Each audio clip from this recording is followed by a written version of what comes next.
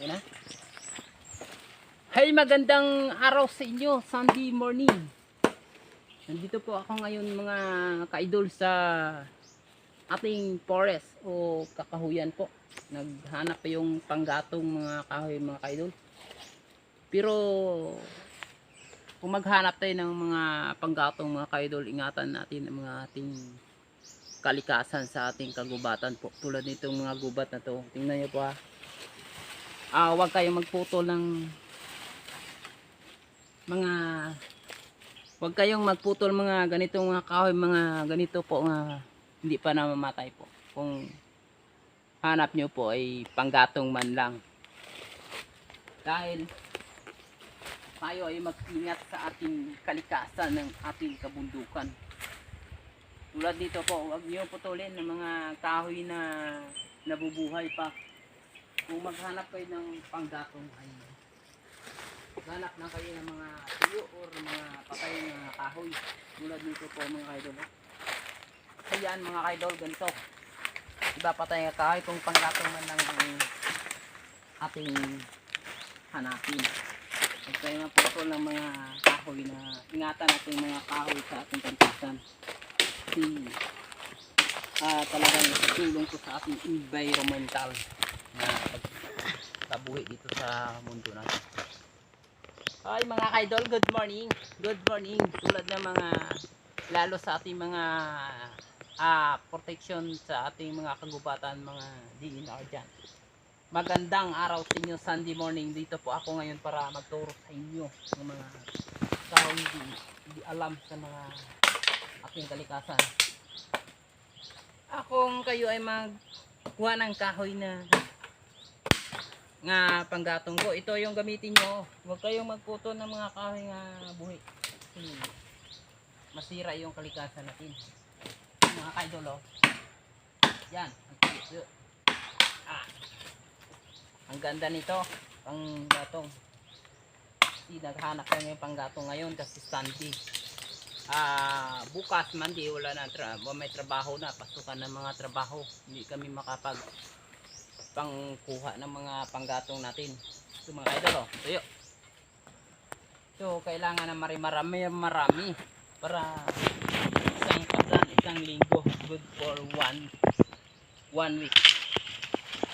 So mga idol, yun lang ang aking masasabi sa inyo mga lahat ng mga tao. Ingatan natin ng ating environmental dahil ito yung pinakamahalaga sa ating environment.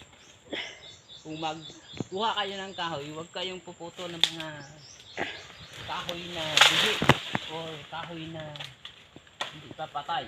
Kung maghanap kayong kahoy o magkuha lang kayo ng mga tuyo dyan, huwag nyo putulin ng mga ibang kahoy dyan mga idol. Tulad dito, hirap ako sa mga tuyo kahoy yan.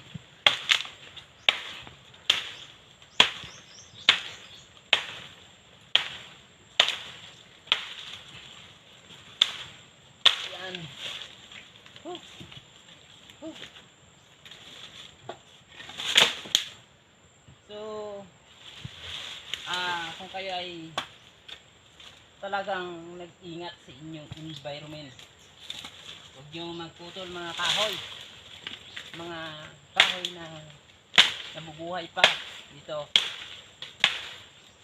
Dati po yung landslide mga idol, nag-landslide to ng mahigit 1 hectare noong 2016 po mga idol. 1 hectare, ito yung nangyari. Mga niyog lahat dito ay talagang naubos. Malaking kahoy na ubos talaga, katumba, at saka pinalagari na lang ng mga chainsaw sa may-ari dito. Yan ang nangyari ng lupa na to. Tingnan nyo po, mga bagong kahoy pa lang. Kung mayroon rin ng kahoy dito pang dapat ng bahay, kailangan pinabawalan yung mga tuyo na kahoy na to. Dapat hindi pinaputol mga kahoy dito mga kaidol, kasi maaari pong magkaulit ng landslide dito, magkaroon ng soil erosion po mga kaidol.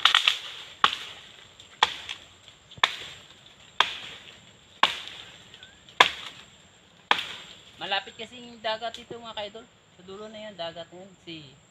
Itong mga kahoy dito, napupunta sa dagat. Kawawa mga kahoy dito, mga niyog. Pag-style, no? Laki kasi ng landslide. Mahigit 5 hectare almost.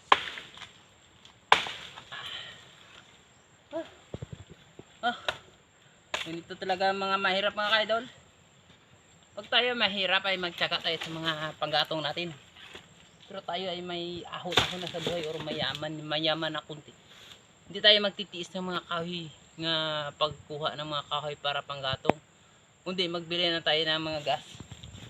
So ngayon ay tayo mahirap. Magtiis muna tayo sa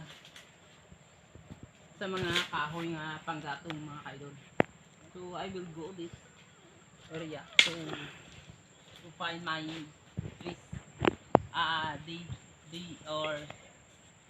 key or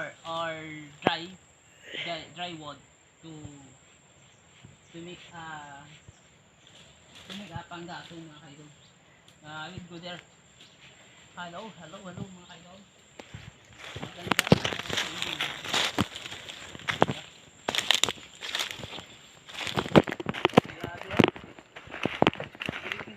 Kahoy kayo? Dili-dali mo ha, oh. Butok. Ayun, eh. Bibi, sorry. Eh. So, tingnan nyo po mga kahoy ito maliit mga kaidol. Ang dami ng mga kahoy dito. Mga kahoy nga buhi. Mga kahoy nga panggatong. Marami rin dito mga kaidol. O, tingnan nyo po mga kaidol, oh. Nandito po tayo ngayon sa forest or mga kakahuyan na maraming panggatong. Please lang po, huwag kayong magputol ng mga kahoy na buhi nga nabubuhay pa. Ang kunin nyo po ang mga kahoy na laya. Then namaki, I will go there here. Mga bulok or mga tuyo ng kahoy ang kukunin nyo para maprotektahan ng ating environmental pollution, air, fresh air. Muna talaga ang pinakabihira na ating maproteksyonan this forest. I will go to sa taas nga portion ng ating kabundukan. So nandito po kami ngayon mga kaidol. Ang dami dito ng mga, buti nga wala dito ang ahas. May ahas dito, baka habulin na kami dito. At tatago lang ahas dito mga kaidol. Kasi marami ditong mga hole, mga luho or mga wall, mga butas ng lupa kasi dati itong landslide mga kaidol. Sus, nakagutom na po ako dito. Mga kaidol, good morning. Ang dami ng mga kahoy dito. Maghanap ka ng kahoy Makyo. Hanap ka ng kahoy, uwi na tayo, gutom na ako mga kaidol. Good morning so lahat, tingnan nyo po ang video namin. Yun, ano ba yan, nagkabit niya ng mga kahoy na yan. Ang dami ng punong kahoy dito.